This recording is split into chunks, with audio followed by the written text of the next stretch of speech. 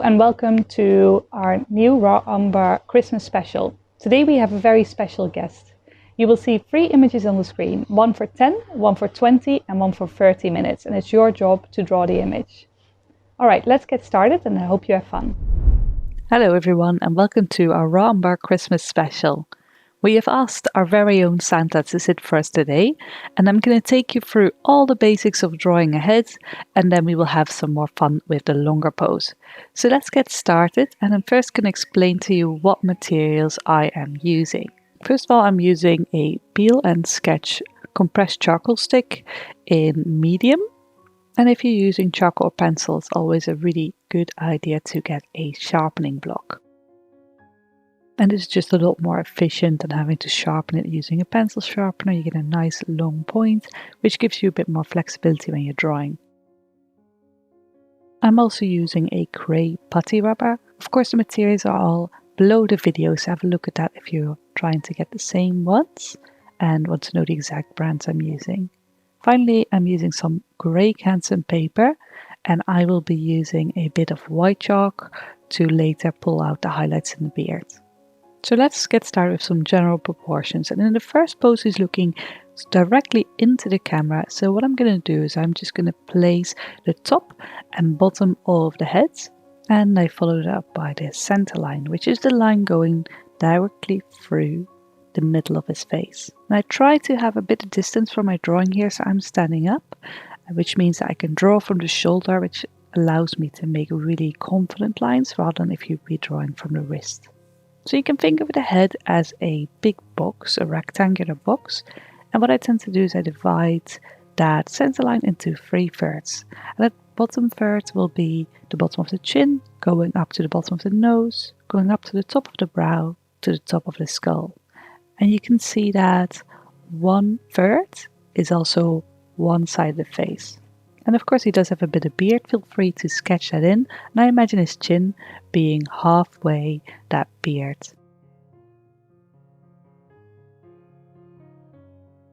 You can also just take the brow to the nose and take that down, and that will show you where the chin should be.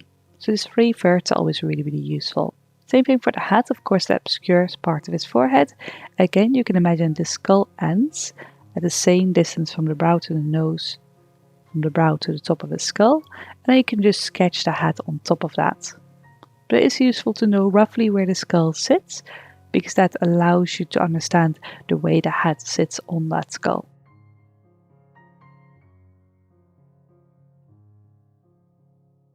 When putting the ears in, they usually line up with the bottom of the nose and the brow line. And these are just some general measurements that you can use to roughly place the features. So for instance, with the eyes, you can imagine that they go across and they can fit about 4 times across the forehead. So if I take 1/4 of the total width of his face, I know that is the width of his eyeball. So these things are just useful to have some general ideas of where you're going to place things, and then you can actually start drawing. I usually use the midline of the skull as the place where the eyes will start, so the corners of the eyes will start.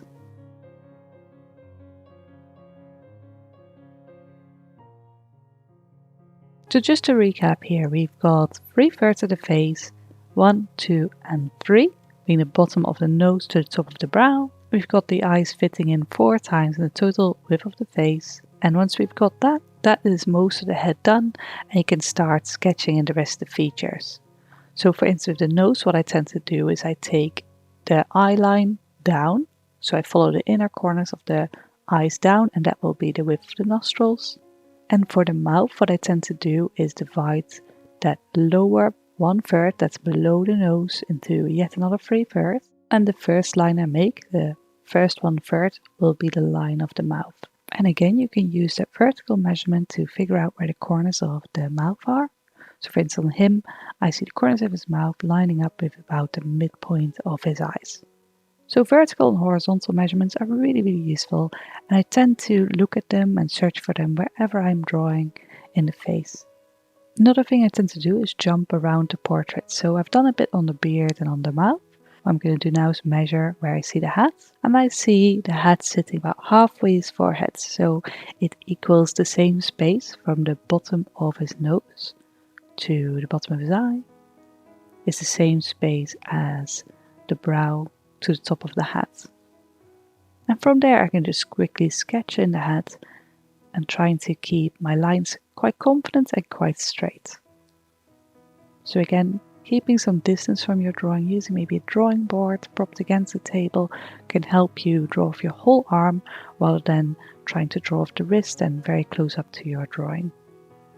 Of course, if I'm going a bit too quick for you or you'd like to ask me a question, feel free to pause the video and ask me any questions you like, because I'm here in the comments as well.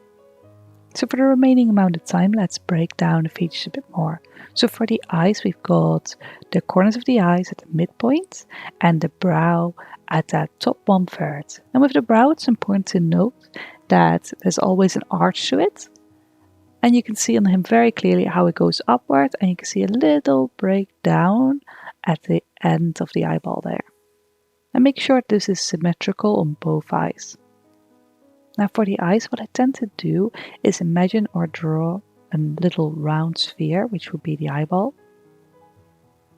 And on top of that, I try to imagine the lids curving around that eyeball. And you can see on him very clearly that the highest point of the top lid is about 1/3 inwards, and then it slopes downwards towards the outer corner of the eye. When you're drawing the other eye, again, make sure it's symmetrical, and then you can just take over those same lines. For the lower lid, what usually happens is that the lowest point in the lower lid is at the outer 1/3. So the eyes are sort of asymmetrical almonds, really. Or you can think of them like that. There's a sort of angle to that high point and low point.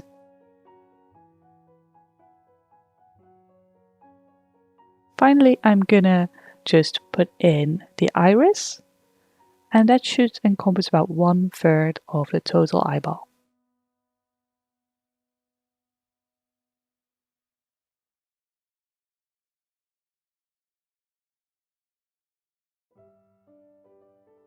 So these are the main points that I need to know about the eyes, and let's move on to the nose.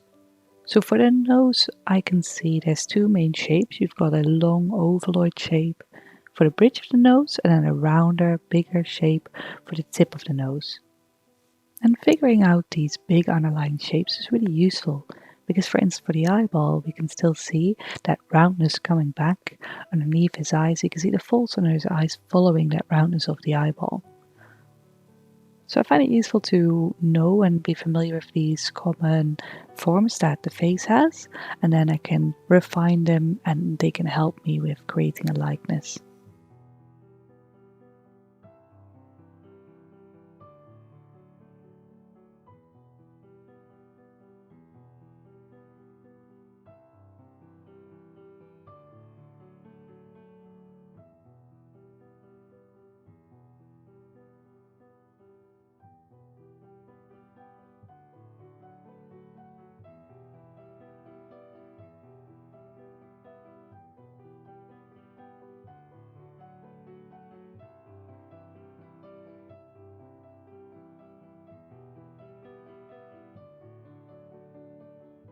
Finally, for the mouth, I tend to make sure that the corners of the mouth are a little bit deeper because they are turning back into and round the head. And they're usually also a little bit lower than the general midpoint of the mouth. So these are the main proportions of the head and the main ways I explain the features. So in the 12-minute pose, let's look at the next pose and see if we can do the same thing.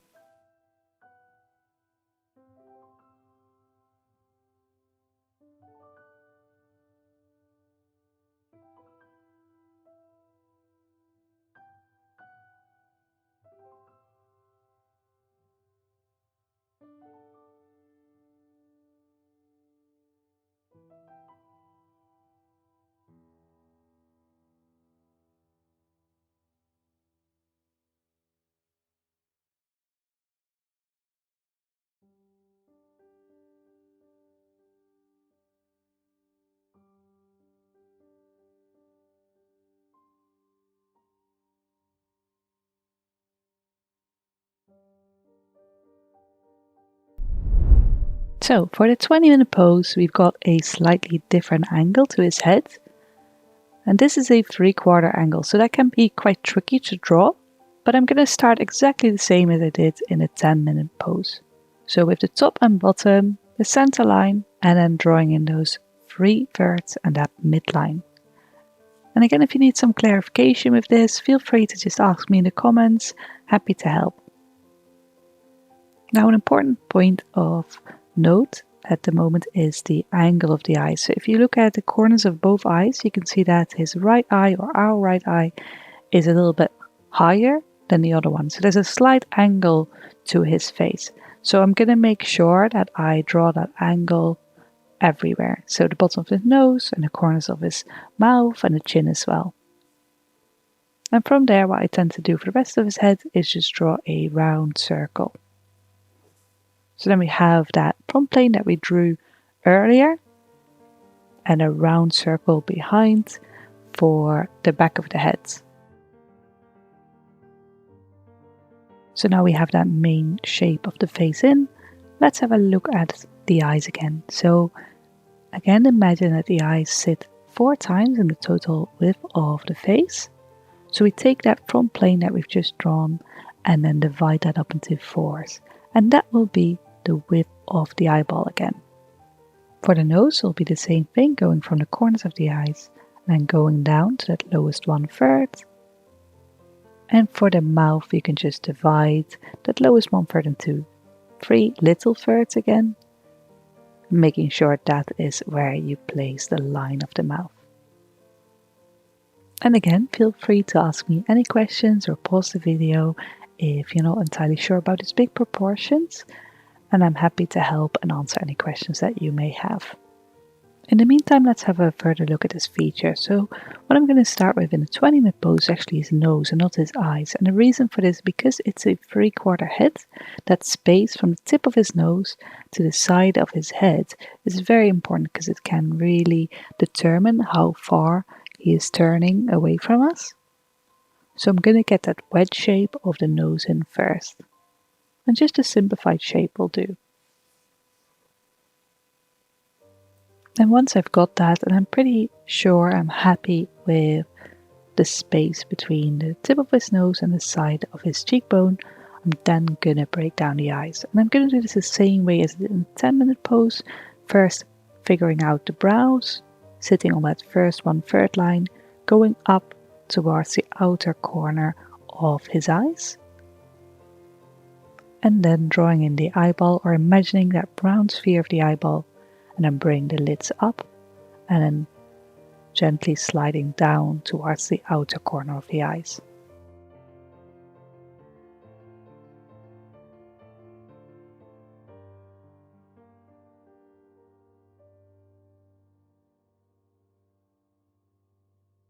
Now for the mouth here, we can see a very clear shadow on the side of his nose, following his cheek, almost touching the corner of his mouth. So I'm going to first put that line in, which will help me find that point of the corner of the mouth, which also lines up with the halfway point of his eye. And then I can put that corner of the mouth in, and note again, it's a little bit lower than his top lip. The other corner of the mouth is kind of hard to see in this pose, but we can again use our knowledge that we've learned in the 10-minute pose, knowing that it lines up with the halfway mark of the eye. So now we've got a general idea of where the feature located and where the big skull is located. I'm going to add his hat on top. And again, I think that's about the same measurement from the bottom of his hat to his brow line as the measurement is from the corners of his eye to the bottom of his nose. And this is basically called comparative measurement. And what that means is that you compare one measurement to the other on the actual photo by holding your pencil on that photo and then checking if it's the same on your drawing. And once I've done that, I can just sketch in the main forms of the hat.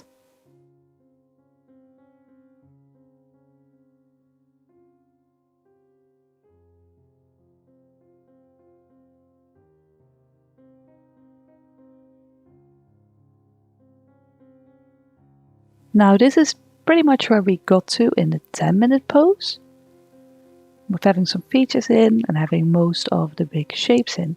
And I want to do something different for this 20-minute pose, and that is I want to start shading. So what I tend to do is just sort of squint at the picture and try to think, is this a light shape or a dark shape? And just fill in all of my dark shapes there and keeping things pretty flat. And imagine that the light is coming from the top right, for instance, so you can see that the wedge of his nose is casting a shadow across the bottom of his nose there. And what you're doing here is just giving your drawing a bit more volume. And drawing with mass instead of line is really, really useful. So with mass I mean using shadow shapes, big shapes, rather than lines to express the different forms going on. And this can really, really help with making a drawing look more realistic.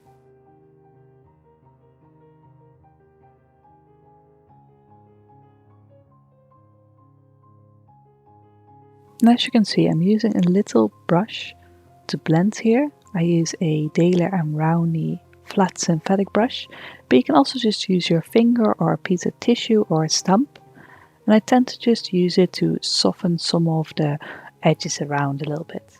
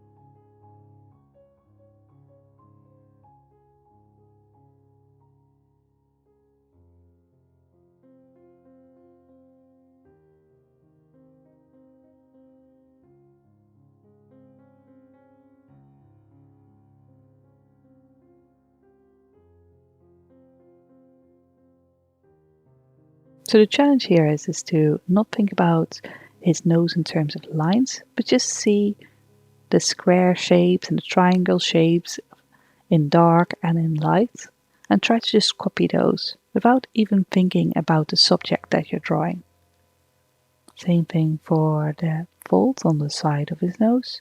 It's basically just a dark band that goes across, so we can just put that in.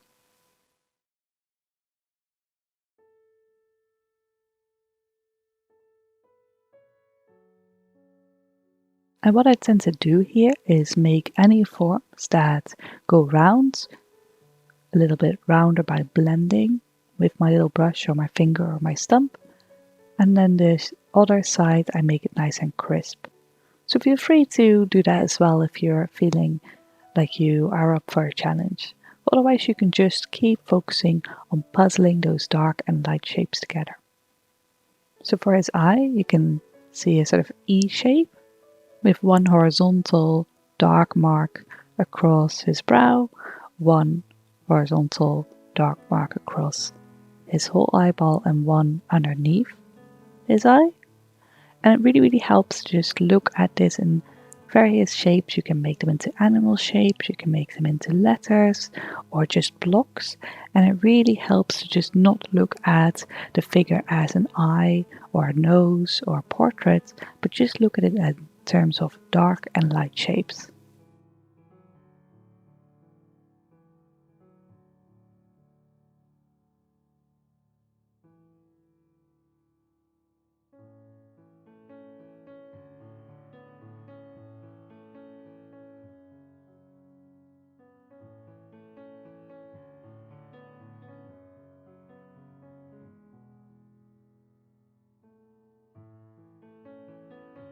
And try to keep these shapes quite general at the start, so don't get too worried about it being exact. So for instance, for his forehead, there are some little shapes going on. What I try to do is just look at that big line going from the top right at the start of his hat and then down towards his nose. And if you keep doing these shapes, you'll see that very quickly the face will start appearing, almost as if by magic. And this can feel quite counterintuitive, but I'd say give it a go and see what comes out, and I think you might be surprised.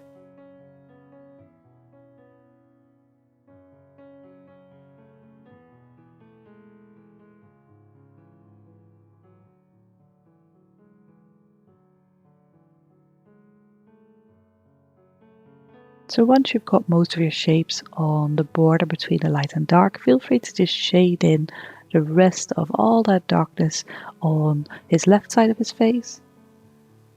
And don't worry about putting any detail in there right now, just keep them pretty flat. And now I'm just progressing to draw the shapes of his mouth, again trying to look at the general shapes there. Seeing a sort of triangle shape towards the corner of his mouth. And what's great about this way of drawing is that now you have a flat shadow shape. If you want some texture there, so for instance the hair of his mustache, all you have to do is go in with your rubber and just add some hairy lines to the start of that shadow shape. And very quickly the texture of a mustache will start to form, even without you drawing all the different hairs in.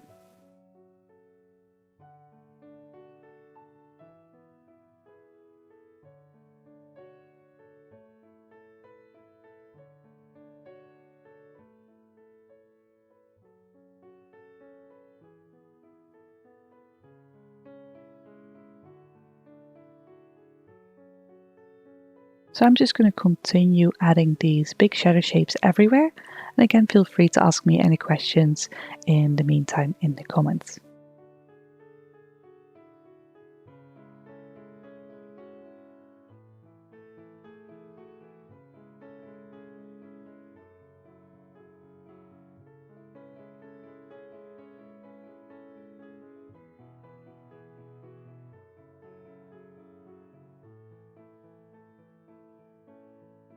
When you're shading, try to keep all your shadows flat and try to keep your lines going into the same direction. So note how my lines are all going bottom left to top right.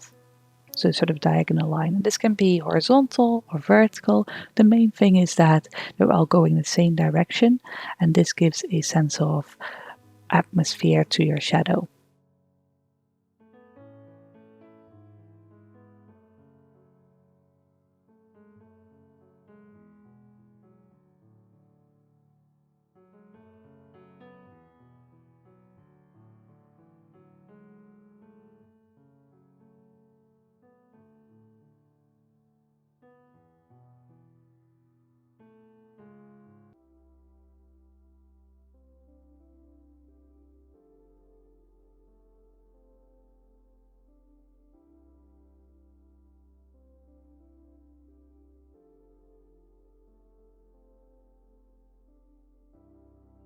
And I don't change the direction of that stroke at all, unless I want to emphasize a particular bit of shadow. So for instance, at the bottom of that big shadow shape across the side of his head, I then change the direction a little bit, and that helps give more emphasis.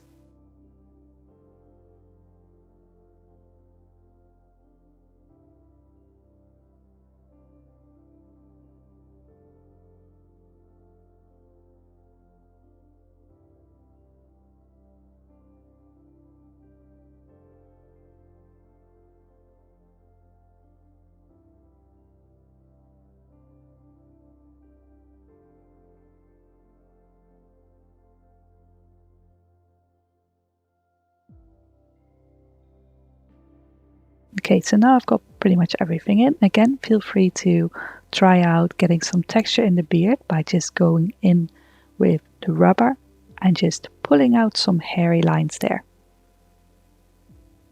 And just working on the border between that shadow shape and that light shape can give a lot more information than drawing anything in the actual light shape or in the actual shadow shape. And that can seem quite counterintuitive at first, but I'd say just try it out and see if it's for you. You might be surprised, or you might think, no, that's not quite for me. in which case, of course, feel free to ignore all of my advice, but I found that for me it really works quite well.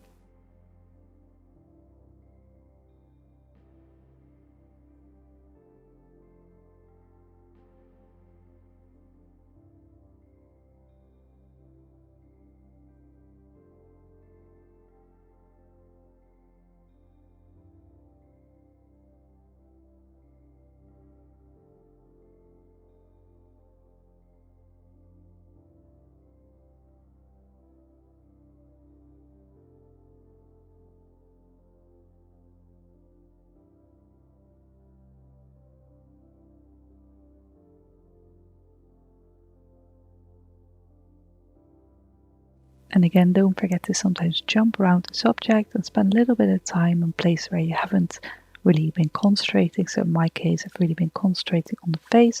So I'm going to spend a bit of time just working out the shoulders and the hat.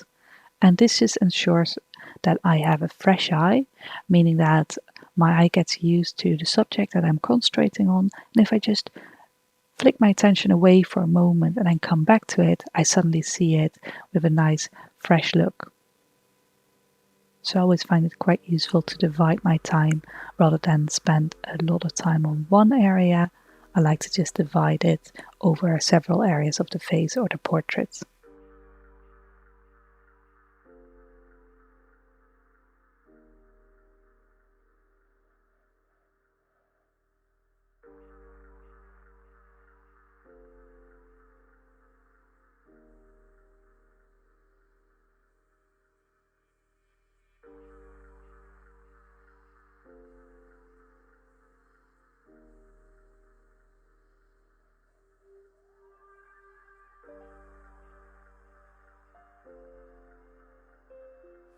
And now I've got most of it on, I'm just going to spend some time refining, carving in of my rubber, figuring out my shadow shapes and making them smaller and smaller.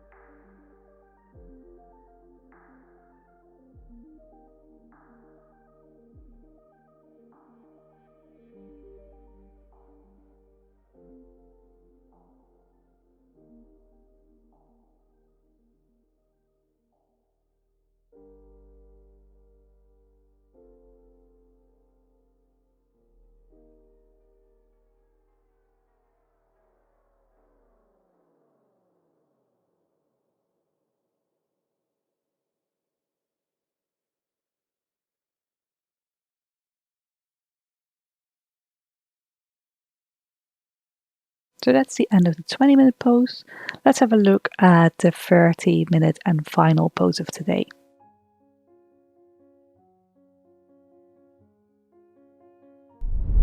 Now for this final pose, I'm going to do the same thing that I did in the 20-minute pose, but I'm also going to be pulling out the light. Now in my case, because I'm working on grey Canson, that means using a bit of white chalk. But you might be working on white paper, in which case I would recommend you take a bit of charcoal and just tone your paper by spreading that and rubbing that over your paper. And this allows you to then go in with your rubber and carve out your lights later on the drawing.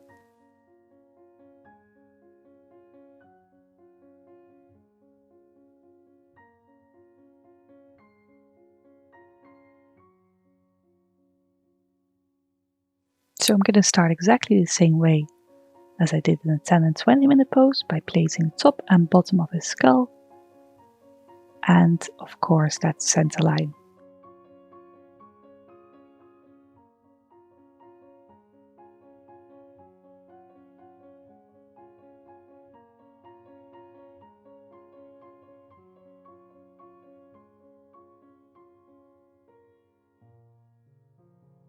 Then finding that midline and trying to see the angle from the one corner of the eye to the other corner of the eye, just laying my pencil across there to see what angle I'm looking at.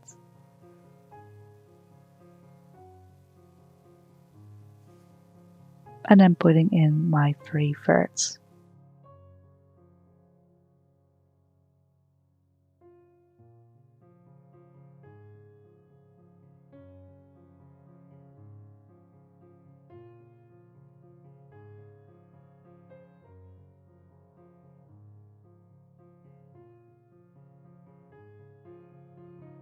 For the back of the head, again, try to imagine a sphere that comes to about halfway the whole of the face, and that will be the back of the skull.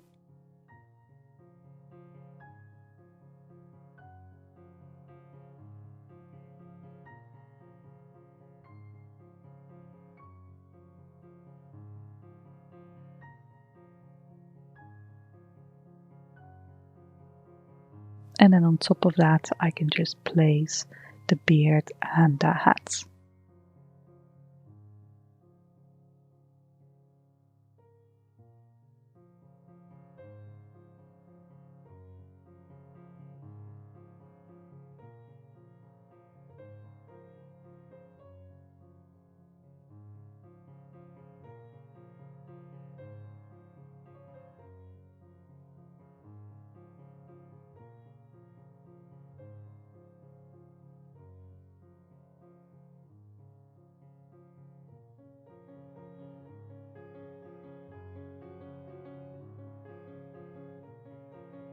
And again, trying to keep my lines quite straight and quite general, and try to draw from the shoulder, keeping your arm outstretched.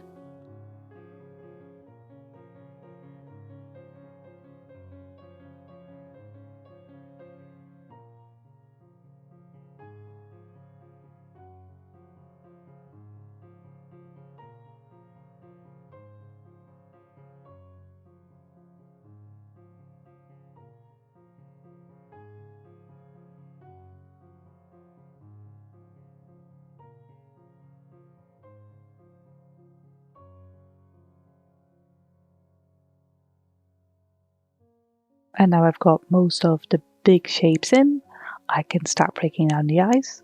So remember what we were saying in the 10 and 20-minute pose, starting with the brow, arching them up to the outer corner of the eyeball.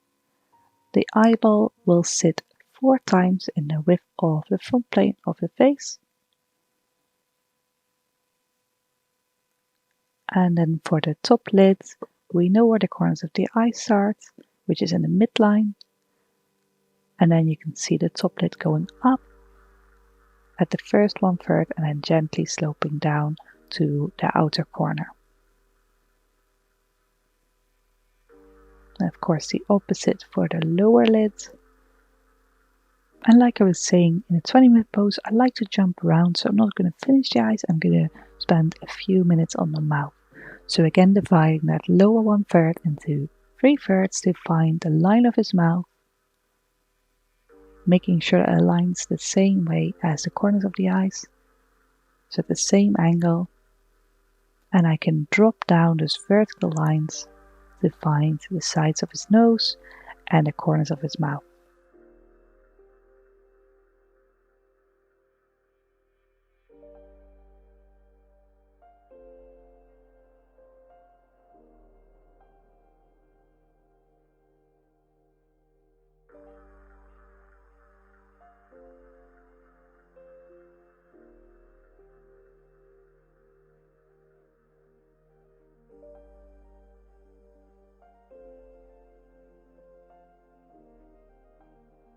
And you may have noticed, and like I was saying in 20-minute pose, I try to jump around the subject.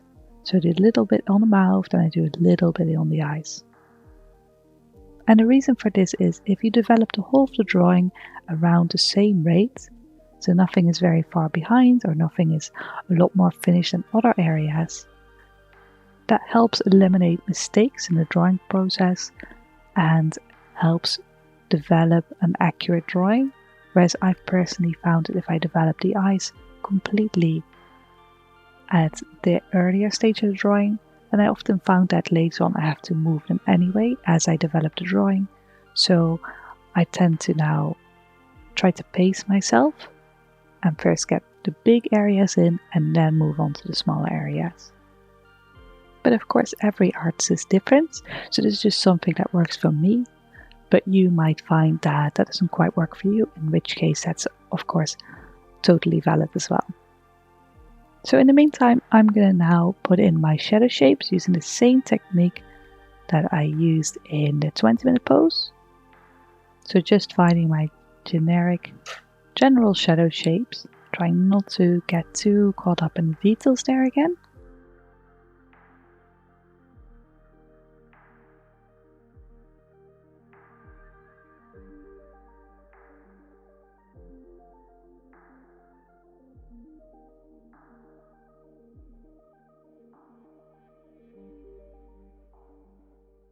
And now one nice thing that you can do here is now carve in with the rubber. So I like using a wedge shape for this.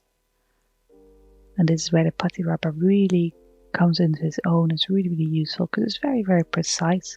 So once I've made my darker marks, I can then pull out the highlights using my putty rubber. And if you're working on white paper, this will take it all the way back to white. If you're working on grey paper, we will add some chalk on top of that later.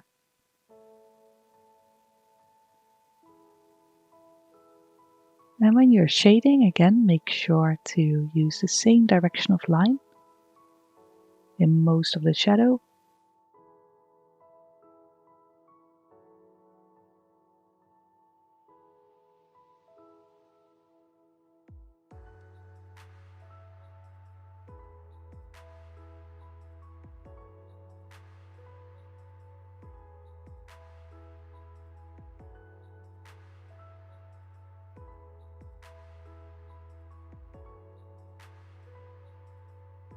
And when you're pulling out the highlights, try to use the same technique that we used in 20-minute pose.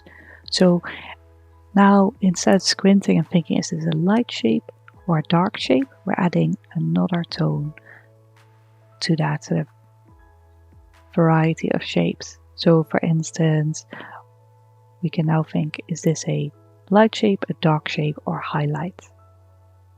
And squinting is really, really useful here because it compresses the tones, so you don't see too much variety in the shadow or in the light, for instance, and that can really help find those clear shapes of the shadows and the lights.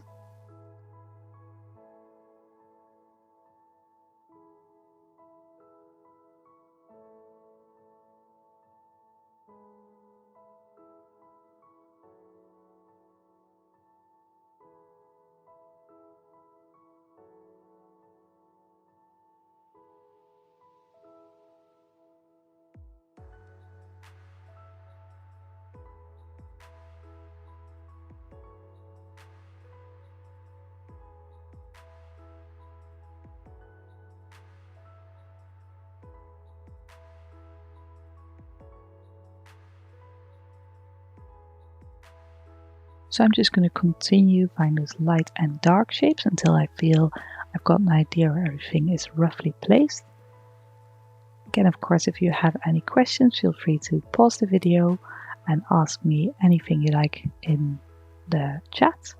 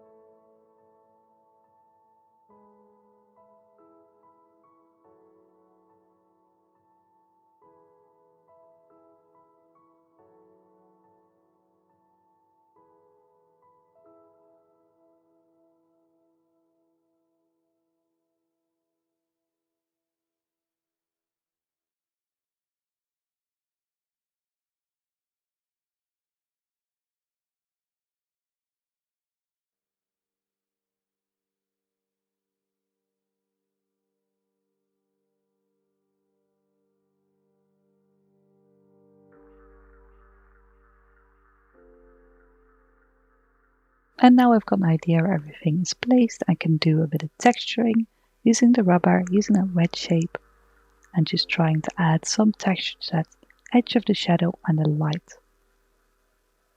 And now I can change the direction of my strokes a bit. I can try some cross hatching, I can try some sort of hairy lines, and that can give me some idea of the softness of the beard. Same thing with the fluffy feel of his Santa hat and the hair coming out underneath that Santa hat on the side of his face.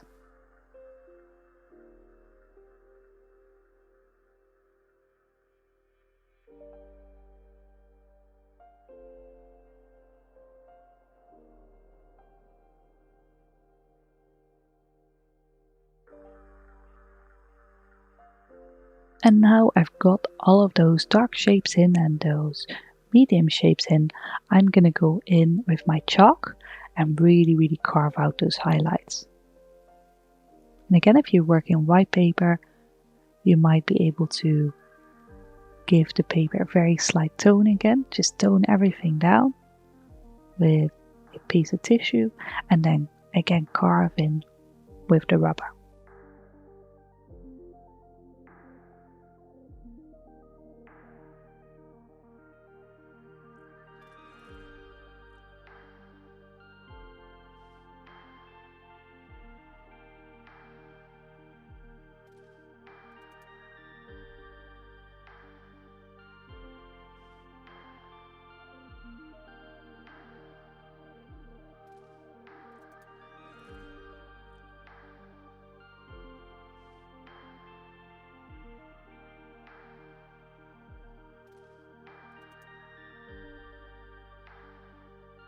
And with these highlights, it can be a common problem to make white what you know should be white. So for instance, his eyeballs, we all know the eyeballs are pretty white.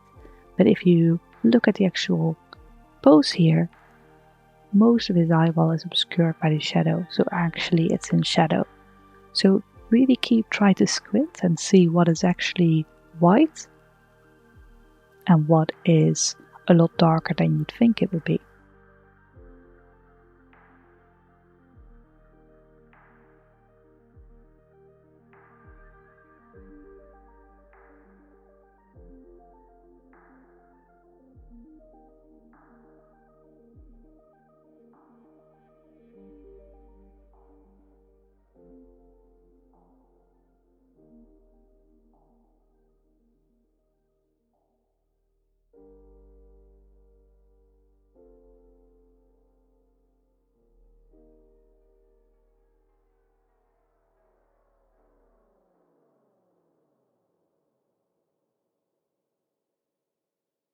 And at this point I try to hold off on darker accents. And the reason for this simplification, it's already difficult enough to see the face in just dark and light shapes, and we've already added another shape on top of that, which is the highlight. And if I then add darker shapes in the shadow, that can really complicate things as well. So I try to really build my drawing up and keep things simple for myself. Now, of course, if I can't draw without them, so for instance, I need the corner of the eye or a little idea of where the corner of the mouth is or the eyebrow, then I will put that in. But generally, I try to hold off there.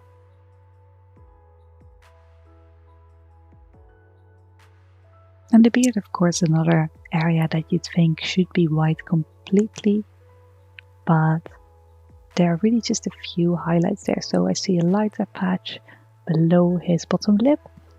I see a lighter patch at the side of his cheek. But a lot of it is also in shadow. So really just keep squinting and looking at those shapes.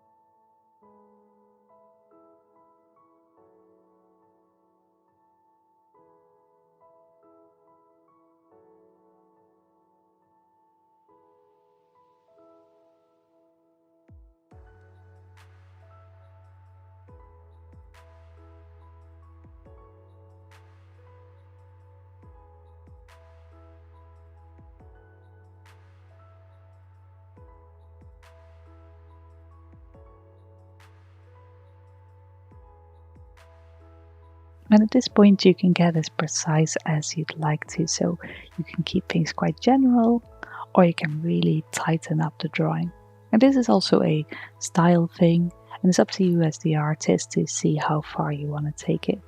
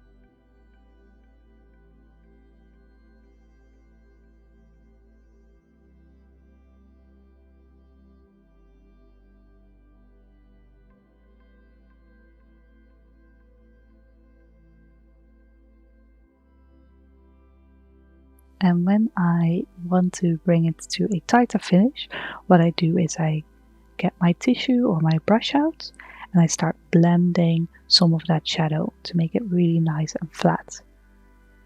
because as you get to a more tighter finish, all those little varieties in that shadow itself will start bothering you.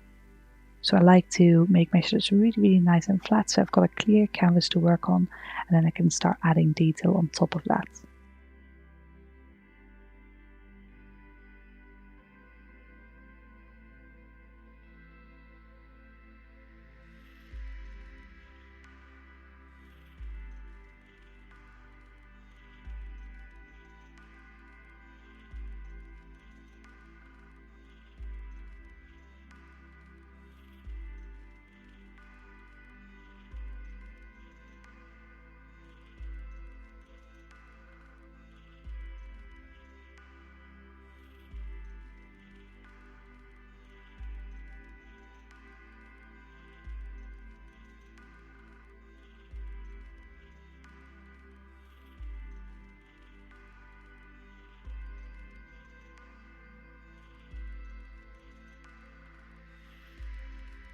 And this is also a good time to start placing some accents in the actual shadows. And one common thing that I see in students is that they see some light in the shadows and therefore go in with the rubber or maybe even a white chalk and try to lighten the shadows up. But instead try darkening your accents in the shadow.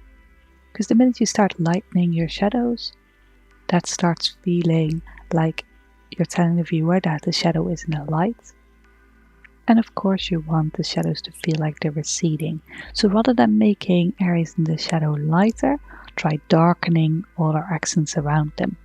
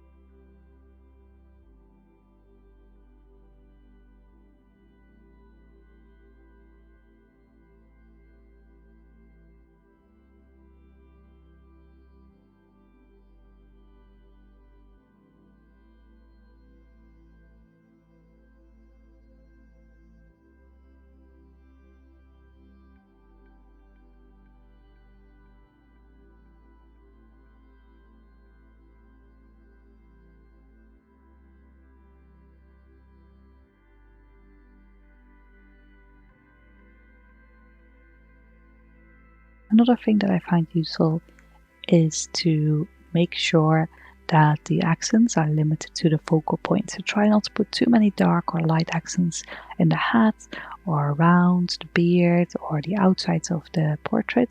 Try to keep them to the center of the face.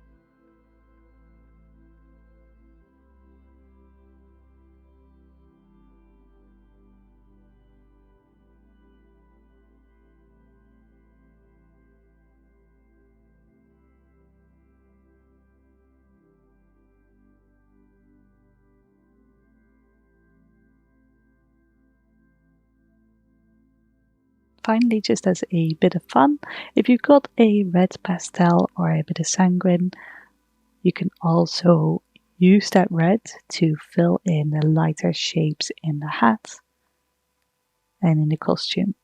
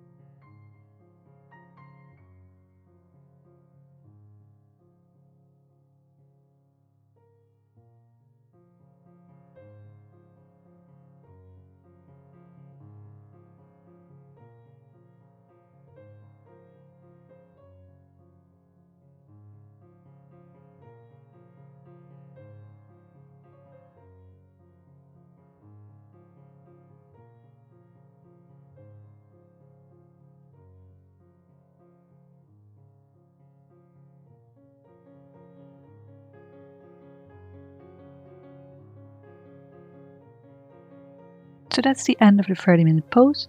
Thank you so much for joining us, and I hope that you had fun and feel like you've learned something.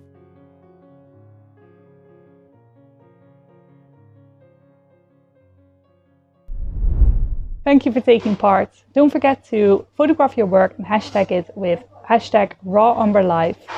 Thank you again, and see you at the next video. We run 2 sessions a week, a figure drawing session every Wednesday at 8 PM and portrait drawing every Sunday at 4 PM. You can find out more details on our website, rawumberstudios.com.